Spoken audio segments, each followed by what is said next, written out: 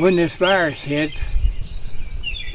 we, like everyone else, we have no idea where it's going to or anything, but when you're over 60, well, you have a pretty good idea you should not get the virus, or you might not have to worry about much else. We're going to stay at home and try to be pretty well self-sufficient.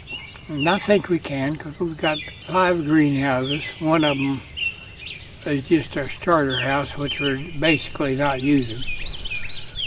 But we can raise a lot of food there. Last fall, my wife and I decided that we were going to play a little more like we were retired and not raise so many crops outside.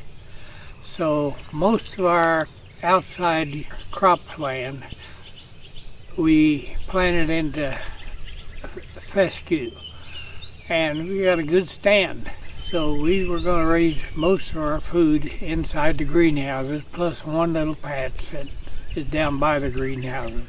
But then our plans changed, as most people did, when this virus came around. Our son and his wife and 4 grandkids who live in the house, one of our houses here on the farm, we kind of decided all together that we were going to just hunker down and stay home for however long it took. We were kind of figuring it might take as much as 18 months with no basis for it, but that's kind of what we decided. We bought us a cow, a milk cow, and discovered that thing has to eat twice a day. We decided we maybe, and did, plow up our new fescue, and we're going to plant corn, and we have planted a patch of oats that we're going to cut and bale for oat hay, which makes a very good cow food. Then I wanted to plant some corn so we didn't have to depend on others for it. In the meantime, I traded our big tractor away since we wasn't going to need it. Besides that, it's very hard to get in and out of. Had a cab on it. And so we got a smaller one. But since we wanted to plow, the plow I have was a 416 semi-manual plow. My new tractor is about a 45 horse tractor. And it has the power to pull it, but it doesn't have a traction to pull that larger plow. So I ended up buying another 314 3-point plow, which it pulls very well. But then figured out I've got to have a cultivator if I'm going to plant corn, because unless you're going with a new corn that you don't cultivate, you just spray poison on, you about have to cultivate to keep the weeds and grass down. So we got a new cultivator, or a different cultivator. But then, to plant the corn, I went back and took our old planter out of junk pile, basically. But it was a good old planter, and it's a pull type for the tractor and has a lift itself. Just you trip it and it lifts out of the ground at the end and everything. But we'll have to try to get it greased up and the chains oiled up, and had a flat tire that I have to replace. This is going to be workable, and if weather stays nice, it won't be very long till it's time to put it into use. Our old planter plants 2 rows 38 inches apart, and it has this deal.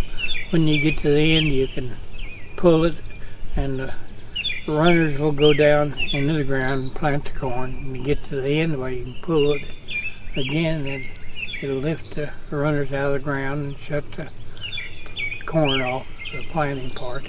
These front hoppers are where you put your seed corn, and it just has plates in the bottom that'll spit out the proper spacing and everything, hopefully. And we did have fertilizer hoppers on them, but they rusted out. One of them fell plumb apart, and the other is going to get taken off. But the old planter will do a good job planting. Well, when I was probably 10 years or so old, I was running a tractor. I had a brother 5 years older, and he had a tractor he ran. They all belonged to Dad.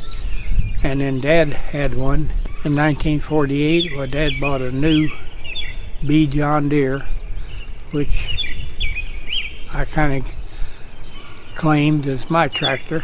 And I was running tractors at 10, maybe before. We had a pull-type planter similar to this.